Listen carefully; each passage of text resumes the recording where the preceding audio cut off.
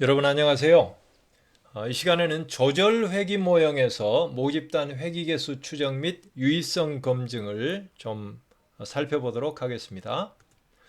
조절 회귀 모형이라고 하는 거는요, 우리가 기술 통계 차원에서 설명을 할 때 x가 y에 영향을 미치는데 혹은 x와 y 간의 관계가 있는데 그때 z가 제3의 변수 z가 영향을 미쳐서 x와 y 간의 관계가 달라질 수 있다. 그 관계의 정도나 방향이나 이런 게 달라질 수 있다. 이럴 때 z 변수를 우리는 조절 변수라고 얘기를 하고요. x와 y 사이의 관계의 정도나 방향을 조절한다. 이렇게 되죠. 그리고 이제 또 다르게 표현하면 x와 z가 상호작용하면서 y에 영향을 미친다. 이제 이렇게도 표현할 수 있어서 조절 효과 혹은 상호작용 효과 이렇게 이제 얘기를 하게 되겠습니다. 그래서 여기서 z를 조절 변수로 하고요. x가 y에 영향을 미침에 있어서 x가 y와 상호작용한다. 이렇게도 얘기한다. 그렇다면 이제 그런 조절 회귀 모형의 경우에 모집단 회귀 개수를 추정한다 하는 얘기는 그렇다면 z가 조절 변수로서 정말 x와 상호작용하면서 y에 영향을 미치느냐? 다시 말하면 z가 x와의 y와의 관계의 정도나 방향에 영향을 미치는가 하는 게 이제 여기에서의 그 연구자의 핵심 관심사 아니겠습니까?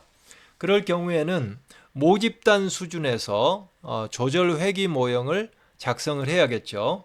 그러면 모집단의 회귀식을 표현해 주는데 이 경우에는 x와 z 간의 상호작용 관계를 보는 거니까요. 여기에 x 곱하기 z 항이라고 하는 게 들어갔죠. 물론 여기에 이제 다른 통계 변수들이 들어가야 되는 경우에 추가할 수 있습니다. 여기에는 이 부분만 초점을 두고 일단 예를 들었고요. 그렇다면 표본 회귀식은 이에 동일한 상응하는 식이 될 거고 우리는 이 베타 3를 이제 추정하는 거죠. 추정하거나 유의성을 검증하는 건데 그걸 위해서 쓰이는 추정량이 바로 이 표본 회귀식의 이게 회귀 개수 B3가 거기에 해당하겠습니다. 그러면 이제 모집단 모수가 정해진 거죠. 베타 3로 정해졌고요. 그거 추정량인 표본 통계량은 B3로 정해졌습니다. 그러면 이제 우리가 확인해야 될 부분이 이 B3의 표본 분포가 뭐냐 했을 때 표본 회귀 개수의 경우에는 정규 분포를 따른다 하는 거 우리가 앞에서도 확인한 바가 있습니다. 정규 분포를 그리게 되고요. 그렇다면 우리가 이제 모집단 모수 추정과 관련해서는 이 두 가지 추정이 먼저 있다고 그랬죠. 점 추정과 구간 추정. 그리고 이제 세 번째가 가설 검증인데 그러면 점 추정치를 달라 이런 경우에는 점 추정치는 베타 3는 이 B3가 점 추정치가 되겠죠. 그러나 이 B3 값이 베타 3를 추정함에 있어서는 항상 에러가 개입될 수밖에 없어서 이 점 추정치를 제공한과 더불어서 반드시 그 에러의 정도의 정보를 담고 있는 SE 다시 말하면 표본 오차의 정보를 함께 줘야 된다 하는 걸 얘기를 했고요.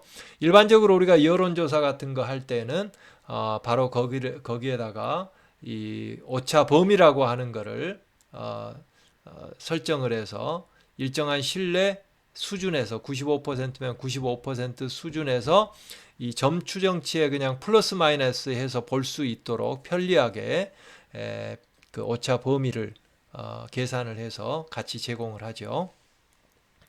그 다음에 이제 구간 추정치 같은 경우에는 이 베타 3의 구간 추정치 그 경우에는 이제 알파가 정해지고 나면 1-알파가 신뢰 수준이라고 그랬는데요. 그걸 이제 퍼센테이지로 표현하기 위해서 100을 곱해줬다고 그랬습니다. 이 신뢰 구간은 이게 표본 통계량이 정규 분포를 그리기 때문에 정규 분포를 그리고 이걸 이제 표준화하면 T 분포를 그리잖아요. 그래서 항상 그 경우에는 공식이 이런 공식이 동일하게 적용된다고 그랬습니다. 이 베타 3는 B3 마이너스 T분의 알파 곱하기 SE, 이쪽은 오른쪽은 플러스 T분의 알파 곱하기 SE, 이렇게 구간 추정치 값이 정해진다. 이렇게 이해하시면 되겠고요. 이번에는 이제 가설 검증으로 들어가면, 가설 검증이라고 하는 것은 이제 영구 가설이 먼저 설정이 되겠죠. 영구 가설이 이 경우에 예를 들어서 x와 y의 관계는 z의 값에 따라 달라질 것이다. 다시 말하면 z의 조절 효과 혹은 x와 z의 상호작용 효과를 검증하겠다. 이제 이렇게 된다면 연구자는 분명히 이 z가 x와 y 간의 관계에 영향을 미칠 거다 하는 나름대로의 어떤 이론적 근거를 가지고 이걸 실증적으로 한번 검증을 해보고자 하는 거예요. 그런 경우에 이 경우에는 이제 어떤 방향으로 영향을 미치느냐 하는 그 방향은 명확하게 되어 있지 않기 때문에 양측 검증에 해당하겠습니다. 그래서 이제 대립 가설은 이 베타 3 앞에서 회기식에서 베타 3가 바로 이 그 x와 z 간의 곱셈항 아닙니까? 곱셈함 앞에 오는 회기계수, 이게 바로 상호작용 효과를, 조절 효과를 나타내는 핵심 모집단 모수라고 그랬으니까요. 이 모집단 모수가 0이 아니어야 상호작용 효과가 있는 거죠. 혹은 조절 효과가. 그리고 귀무가설은 그에 대한 여집합 0일 것이다가 되겠습니다. 그리고 이제 검정 통계치는 가설 검증에서 귀무가설이 옳다는 가정하에 이 표준화를 하게 되겠죠. 점 추정치를 표준화를 하면 바로 이렇게 되겠습니다. 그리고 자유도는 회기식에서는 자유도가 동일한 원리가 적용되겠습니다. 그리고 이제 기가경역 경계값은 양측 검증이기 때문에 플러스 마이너스 t2분의 알파 디그리스 오브 프리덤이 되겠고요. 판정을 할 때는 먼저 양측 검증이니까 검증 통계치가 좌측 경계선이나 우측 경계선보다 더 벗어나는 값을 가지면 귀무가설을 기각한다가 되겠고요. 그 다음에 유의확률 P값을 기준으로 P값이 알파보다 같거나 작으면 또한 귀무가설을 기각할 수 있다. 이렇게 이제 되겠죠.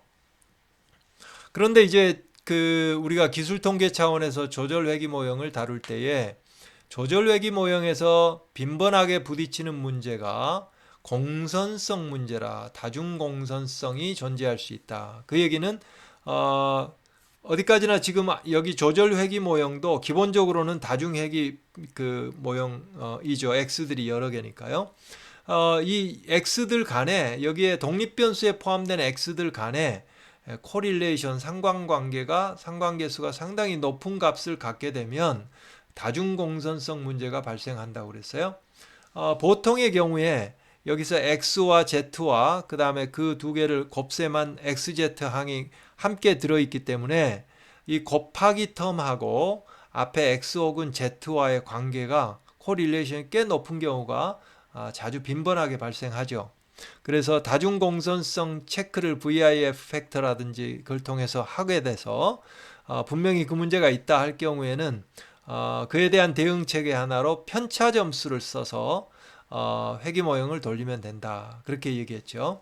그러면 편차 점수를 써서 회기 모형을 돌렸을 때도 가설 검증을 할 때에 동일하게 하는가 했을 때 실제 그걸 한번 동일하게 하면 되는지 확인을 해보면은요. 자, 이 x가 y에 영향을 미치는 그 효과의 크기가 z에 따라 달라질 것이라는 연구 가설이라고 그랬고요. 그걸 편차 점수로 표현하면 x도 편차 점수, 평균을 빼준 값이죠. z도 편차 점수, 그리고 이 편차 점수끼리 이제 곱해서 이 상호작용 항이 추가가 됐지요.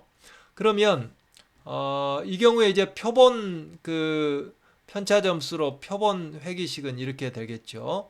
이거를 정리를 한번 해보면은요. 정리를 해보면 결국은 x와 z 간의 상호작용항 곱하기 항의 개수는 B3로 그대로 이제 나옵니다. 다시 말하면 상호작용 혹은 조절 효과가 있느냐 없느냐를 결정해 주는 거는 바로 이 B3라는 거죠. 모집단 회기식으로 쓰면 베타 3가 될 텐데 결국은 동일한 그 모집단 모수가 된다는 거죠. 그래서 이 편차 점수로 그 회기식을 돌린다 하더라도 이 유의성 검증을 할 때는 이 베타3 대립가설이 0이 아니다 하는 동일한 대립가설을 쓰게 되고요. 귀무가설은 0일 것이다. 검정 통계치도 동일하고요. 기가 경계값도 동일하고요. 판정 방식도 동일하다. 그래서 원점수를 쓸 때 다중공선성 문제가 있으면 편차 점수를 쓰는데, 그러나 이제 이렇게 유의성 검증을 할 때는 동일한 방식으로 한다 하는 것은 앞에서 하는 방식하고 동일하다 이렇게 이해하시면 되겠고요. 기가경의 경계값과 유의 확률 개념은 여기도 그대로 적용된다 하는 걸로 이해하시면 되겠고요. 결과를 이제 이렇게 편차 점수를 사용해서 조절 회귀 분석을 하게 되지 않습니까? 그러면 여기 상호작용항의 회귀 개수, 이 B3 앞에 예를 들면 이 B3가 통계적으로 유의한가 하지 않는가 하는 것을 보게 되는 거죠. 다시 말하면 이 B3 이걸 근거로 해서 t-테스트를 했을 때에 귀무가설, 다시 말하면 베타3가 0이라고 하는 귀무가설을 기각할 수 있겠는가 없겠는가 하는 것을 판정을 하게 되는 거죠. 이 경우에는 이 B3가요 마이너스 0.020이고요. 거기에 따른 표준 오차 혹은 표본 오차가 SE 값이죠. 이게 0.024.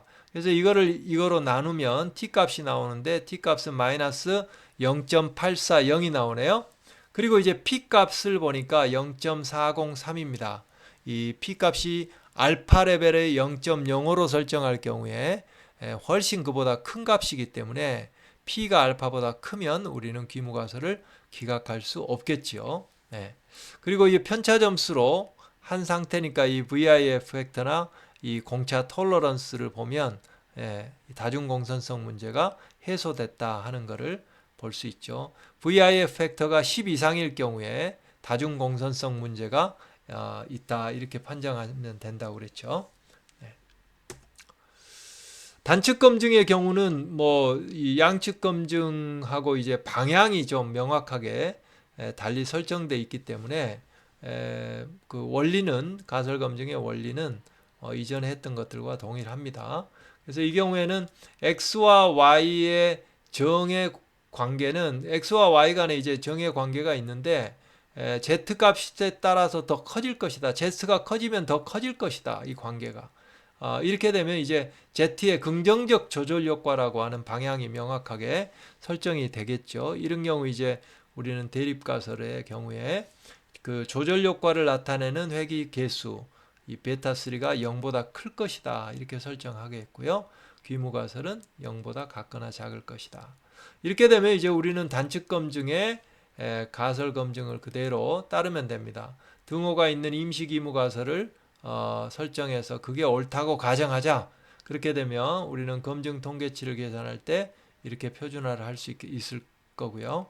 기가경역 경계값은 단측 검증이기 때문에 2분의 알파가 아니라 알파 이 차이가 있다고 그랬죠. 판정법은 검증 통계치가 알파보다 같거나 크면 귀무가설을 기각할 수 있다. 그리고 이제 P 값을 근거로 해서도 우리는 기각할 여부를 결정할 수 있다. 이렇게 이해하시면 되겠습니다. 그래서 그 다중 회귀 모형에서 모집단 회귀 개수를 추정하고 유의성을 검증하는 것, 그거를 그대로 이제 그 조절 회귀 모형에서도 적용하는 것을 여러분들이 이해하실 수 있으리라고 생각합니다. 그래서 우리가 추리 통계에서 가설 검증의 기본 원리 있죠. 백본에 해당하는 기본 원리가 지금 우리가 상관계수를 다룰 때도 그대로 적용이 되고요. 지금 회귀식에서 회귀개수, 모집단 회귀개수를 추정하거나 가설 검증을, 유의성 검증을 할 때도 그대로 그 원리가 적용된다 하는 것을 아마 확인하실 수 있겠습니다. 다음 시간에는 고차 회귀 모형에서의 모집단 회귀개수 추정 및 유의성 검증에 대해서 살펴볼 텐데요. 오늘 강의는 여기서 마치도록 하겠습니다. 수고하셨습니다.